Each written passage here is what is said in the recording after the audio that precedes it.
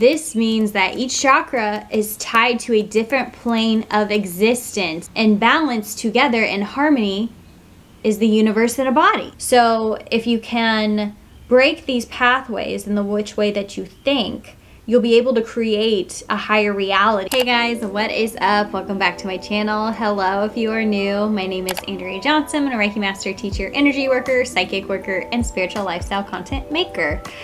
Welcome to another episode of what I like to call Conscious Coffee Talks, and I have my coffee right here. In this series, I like to sit down and have a beautiful conversation with you souls about a topic to expand our consciousness. With that being said, let's dive into today's topic. It's one of my favorites. It's my bread and butter. It is where I started, and it's where I recommend most of the people that I talk to that are just starting their energy work journey, or just getting into spirituality, or trying to even better their lives, is the chakras. Oh my gosh, you guys.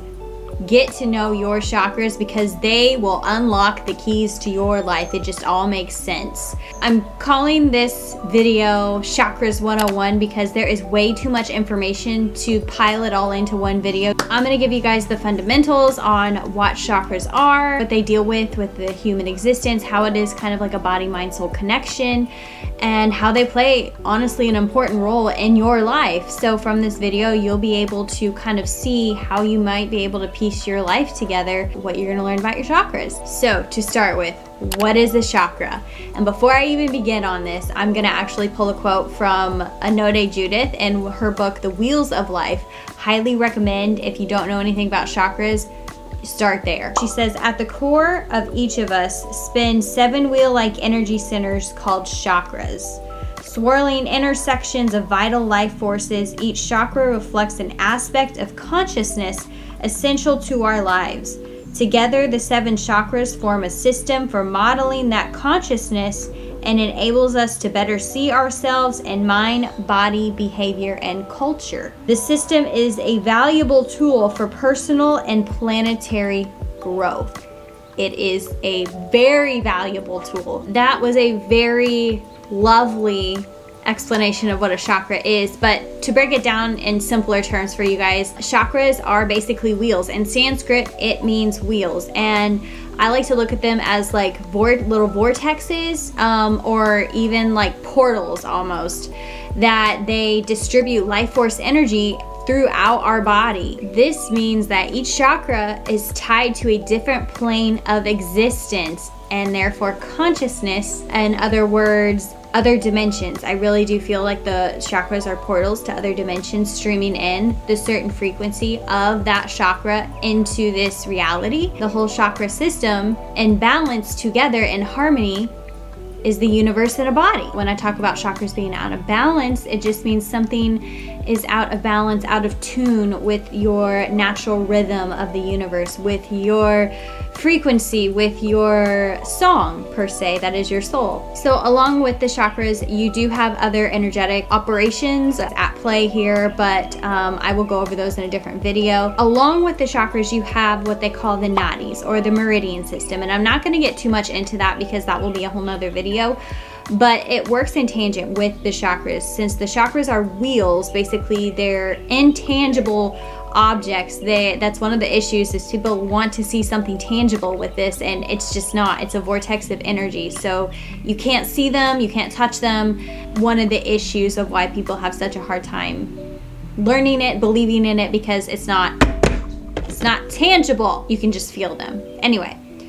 And you can see them with your mind's third eye, or you can see it in this reality too, if you have that ability. So the meridians or nadis, they're interchangeable depending upon which culture that you're talking about it from.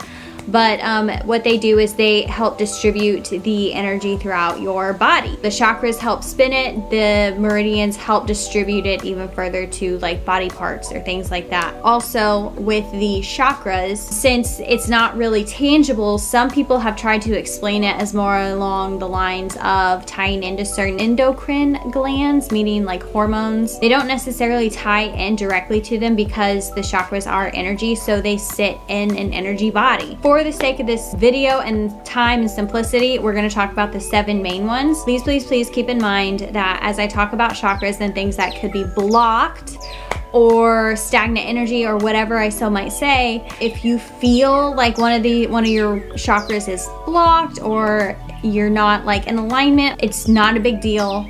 Don't take it to heart. Don't freak out about it. It's not a big deal to get back into alignment. It's actually very, very easy. You don't need to go see like a Reiki specialist or anything like that.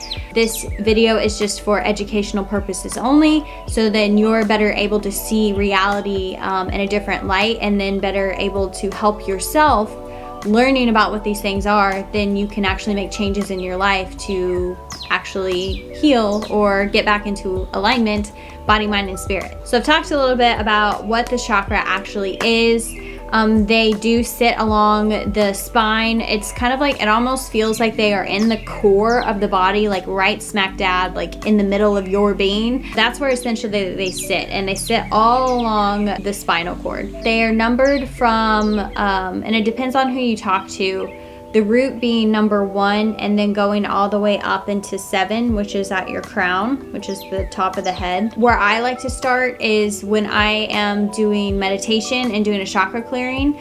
I like to start at my root, but in my Reiki sessions, I actually start at the crown. These chakras are tied to certain challenges in life. It's like body, mind, soul healing. You'll be able to better understand that certain life issues that you have are correlated to a certain chakra and a body part. So if you're experiencing certain stresses in your life or challenges in your life, it will potentially throw a chakra off balance and therefore affect your physical health, because the chakras distribute that life force energy to certain parts of our body, right? When a body part is getting either the lack of life force energy or a certain frequency that might be low vibrational, like anger or something like that, it will manifest some form of dis-ease. That's why dis-ease is the word that it is. You can kind of see how it's a body, mind, spirit connection. Chakra number 1, the base chakra, also known as the root chakra.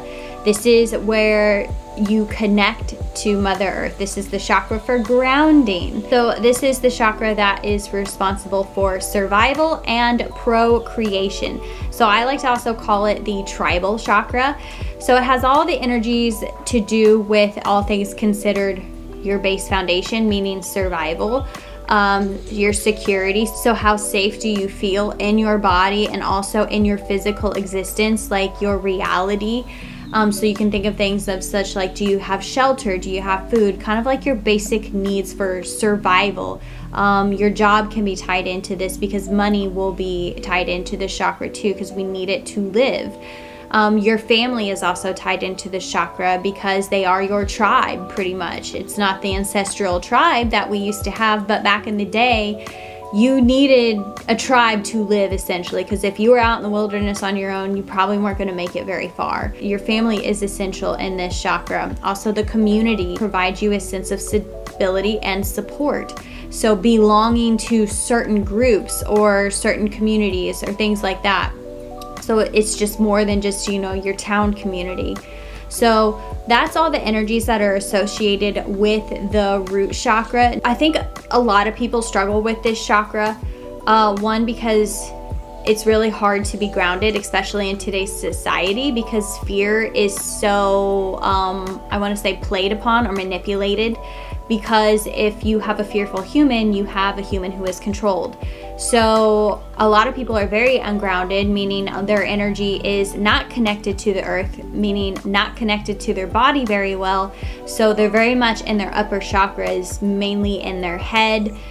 This is where anxiety comes in. So you project yourself into the future or into the past. You're not in the present. So that's what being ungrounded means. So a lot of the fear that comes up with society is the fear of survival. If we are fearful for our survival, nothing else matters in life. We will disregard all like personal growth, spiritual beliefs, whatever we need to do. Our focus is on surviving, whatever we think we need to survive. So a lot of people can probably relate to that. If you've ever lost your job, if you've ever lost a loved one or a family member, if you're having family disputes, if you're having issues with your home or where you're living or even transportation, those are key things that we need in our day-to-day survival pretty much, at least in today's world. And you know, that's even to go with food and shelter. So you can see where this chakra can get out of balance pretty quick. Some emotional issues or energies that might be tied to this chakra too is if something's off, you might be feeling stuck in life. You may be having difficulty with change, meaning you don't want to let go of something.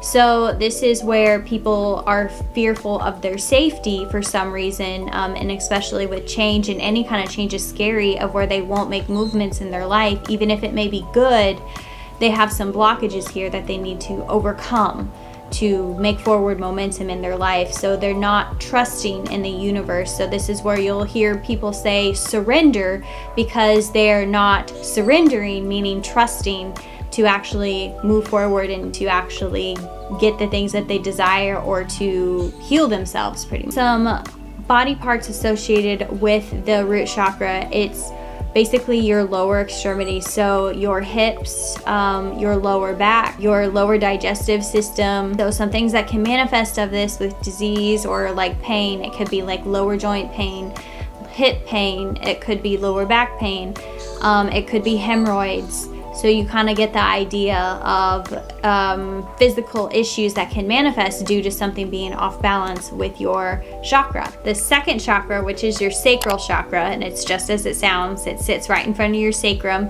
This chakra has everything to do with your sexual relationships and your friendships. Also has everything to do with emotions. So if you're a very empathic person, you would be very emotional, so you would have that energy here. This chakra is also known as the power chakra, meaning it has everything to do with powerful energies. For example, like sex, money, drugs, if you want to think of it like that, like things that are very much part of a human existence, but you can sell your soul too much for those things, but those things in balance are fine. The sacral represents issues related to relationships, finances, emotional problems that you may have, and your creative expression pretty much.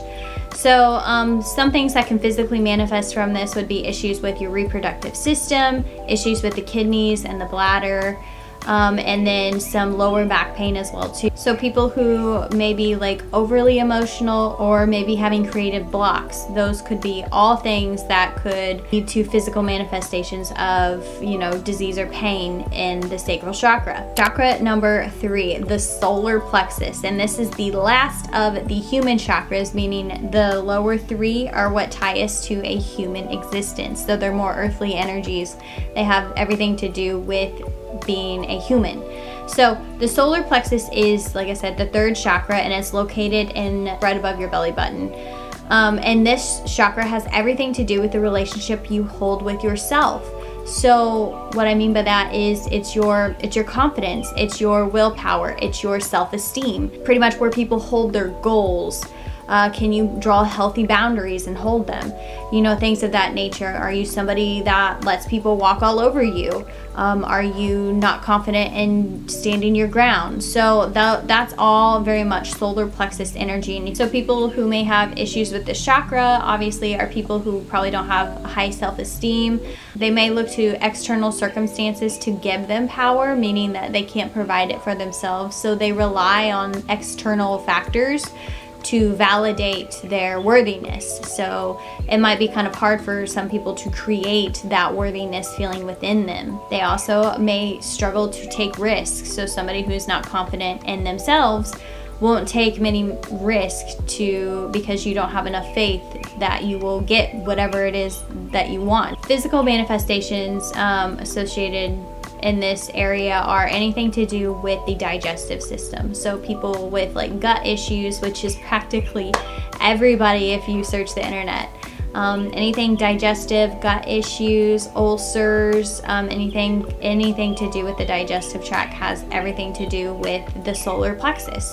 And you know, it's not to say that everybody could be on the low end of it. Some people have a higher, like too much of this energy as well too. So people who are overconfident, people who don't listen to what others have to say, and they don't think that what they say matters.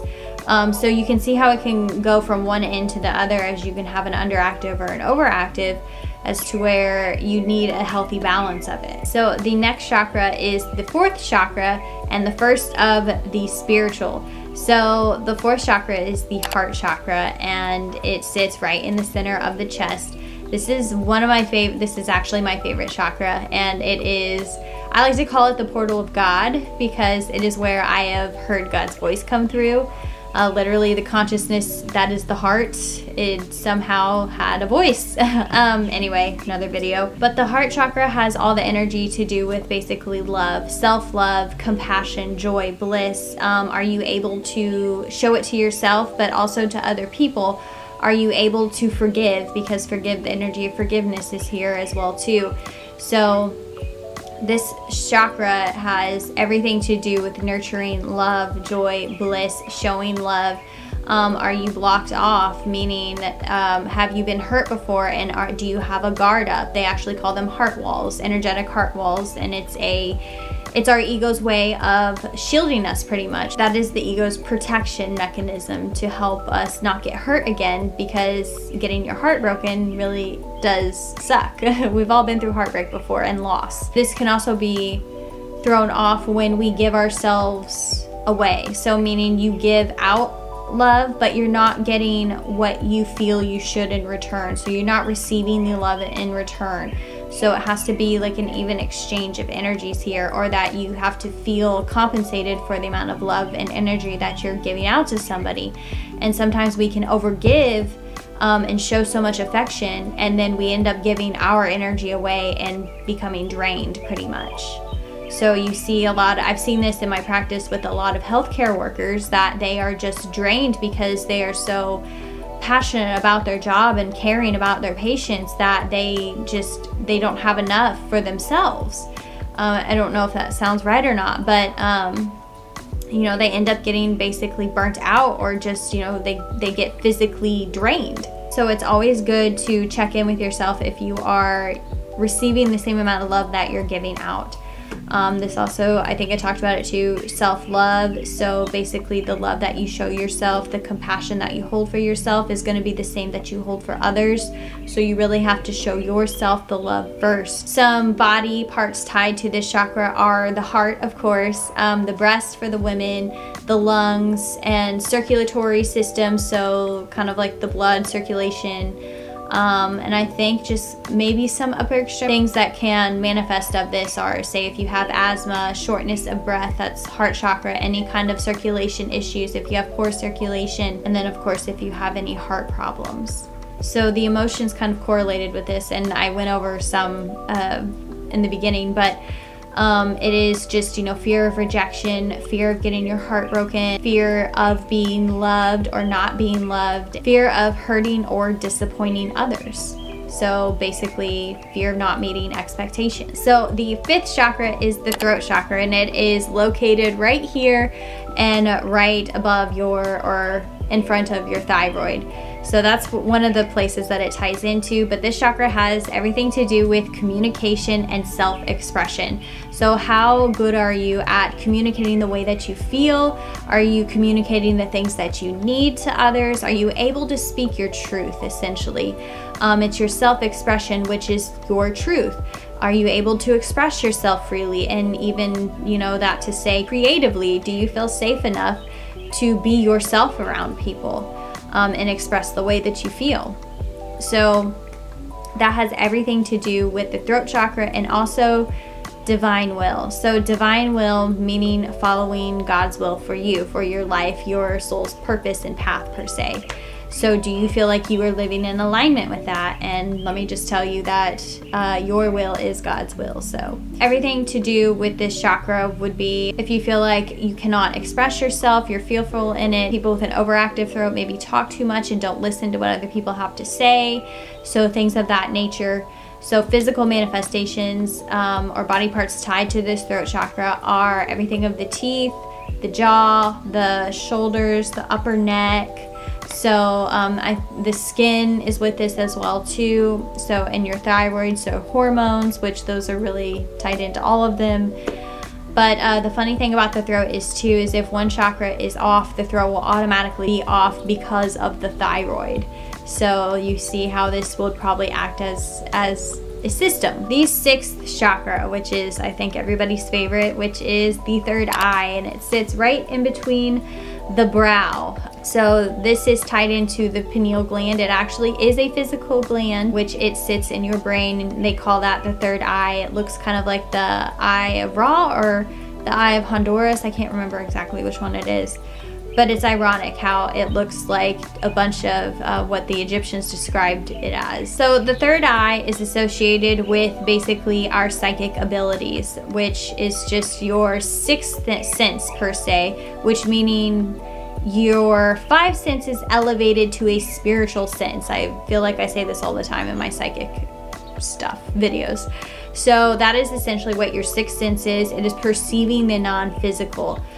So it's kind of like your gut feelings. It's, you know, you feeling energy, you feeling and reading energy, and whichever way the universe wants to communicate with through your five senses with you that you're able to at the time. So this is also where we have the power of our intention. It comes from the mind, pretty much, the third eye. So whenever you can connect, you know, the power of your intention to your heart, the mind-heart coherence, you pretty much are in alignment with your soul's true nature. So it's basically your ability to kind of almost have a cheat code in life. You get like this inner knowing, this intuitive sense.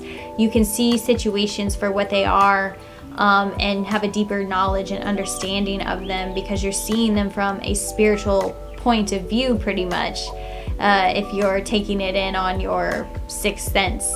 So it's just not all about just like seeing energy or ghosts or spirits or anything like that. It's actually seeing reality for what it actually is and having the higher wisdom come through. Things that can manifest physically with this is if you have any kind of seeing issues, if you have any kind of headaches are here too. Anxiety can be an overactive third eye. Sinuses, I think, are with the third eye as well too. I think they're also tied in with the throat, the sinuses. This is where your telepathy is actually tied in with the sinuses. So you might have issues with like blindness or deafness or migraines. With emotions, you may have anxiety, nervous breakdowns, you may have depression. So all those things are associated with the third eye. Nightmares are also associated with this chakra as well too. So last but not least, the crown chakra, which sits right up here. So you can think of this as like the soft spot on a baby's head. That's essentially where the crown is supposed to sit. Now this is described as our connection to the universe, to a higher power, and this is where essentially it is channeled into the body. I think it's part of that. I think all the chakras channel in energy, but this is where the God consciousness comes from, is from the crown. So this is where it's supposed to bring you enlightenment, information, wisdom, also purpose in your life, your soul's purpose. So when any of those things are out of alignment, that's what's going to throw off the crown. So meaning that you feel disconnected from source and spirit, you feel like your life has no meaning, that you are, even depression ties in with this as well too. Some physical issues that can come of this are, you know, issues just with mental disorders, issues with the brain. It can also have Alzheimer's disease. And I find this really odd too, side note, that a lot of, you know, older people have Alzheimer's. And older people usually, you know, they lose a lot of the people in their life who they love. And part of this chakra is as well too, if life has no meaning. So I think that they get very discouraged and disconnected and don't feel life has a meaning at this point if they have lost a lot of their loved ones that brought them meaning and joy. So just side note. But another thing associated with this is if you don't believe in yourself or if you have fear of failure, it's also a feeling of disconnect with this chakra. So that is basically it of what I had for the chakras, what they are, how they're connected in the body, in the mind, and your emotions. So you can kind of see how this is a body, mind, soul connection, because if what you think is creating some of these emotions, based upon certain situations, and then those energies are getting stored in a chakra, which is kind of throwing you off out of alignment, throwing you off from living your highest and best and healthiest life. So when you deal with these problems, when you overcome these blocks, you're basically removing that energy that was once stuck there. And then you're welcoming in new life force energy, meaning light and love, like, you know, life force, you know, universal energy, not the lower vibrational. You know, I say that, but I don't necessarily think that energy is neither right nor wrong. It just is. It's just the level of vibration that comes in according to your thoughts or what you've created, pretty much based upon the emotion. So if you can get your thoughts and your emotions into alignment, and that takes a lot of work. It takes a lot of emotional intelligence. It takes a shift in your perception, the way that you see life in reality. So when things start happening to you in your life, how can you shift the way that you see it to then see it from a higher perspective or of a higher wisdom, that things are actually happening for you and that a road is being paved for your highest and greatest, rather than playing a victim and seeing as, you know, all this stuff is happening to me, and then that lower energy being created of being a victim, having no control in your life, and being very frustrated and angry at circumstances, when it's truly you who is in charge of everything, of how you think, how you act, how you feel. So if you can break these pathways in the which way that you think, you'll be able to create a higher reality, and basically the life of your dreams, and you can pretty much go after anything you want in life with this. So when I talk about blocks, guys, it's not necessarily like blocks, like, you know, you get energy stuck. I mean, we'd like to describe it as that because it's easy for us to understand. What really is happening is we've forgotten who we are. We've gotten out of the misalignment of love, which is our true nature. So anything that is not truly love is an illusion. So we've just played into the illusion of the world, of the physical world, of basically our external telling us what we should feel, when it's truly us creating how we should feel to control our lives. So when you come back to a place of remembering of who you truly are, meaning you're getting rid of what's no longer you per se, kind of the same thing, you realize there was nothing to fear in the first place. There was no misalignment in the first place. And you come back to your soul's truth, which is who you truly are, a universe in a body. So to get to that, it has to take a lot of inner work. I say that, but it can happen just like that. But you have to hold that vibration, which is the challenge, and where life will always be testing you. That is where I kept going like this earlier, guys, because you're not really blocked. You're not really needing healing. You just need to be reminded about who you are. That this is great knowledge to have to help you basically maneuver yourself through life. If you know your chakras, you'll get to know yourself, and you'll get to know the energies in your body and be able to shift it, to shift yourself back to love. So I think it's a great foundation. It's a good way to start learning about the energy, to expand your consciousness, to learn how it works in the human body, and you can use these as medicine per se, and that's why I do Reiki.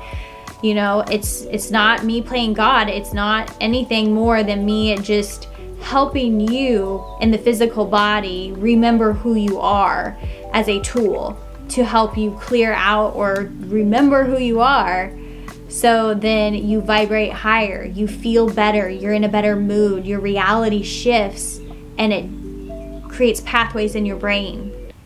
It is used as a tool to help you evolve. You know, same thing with all energy work.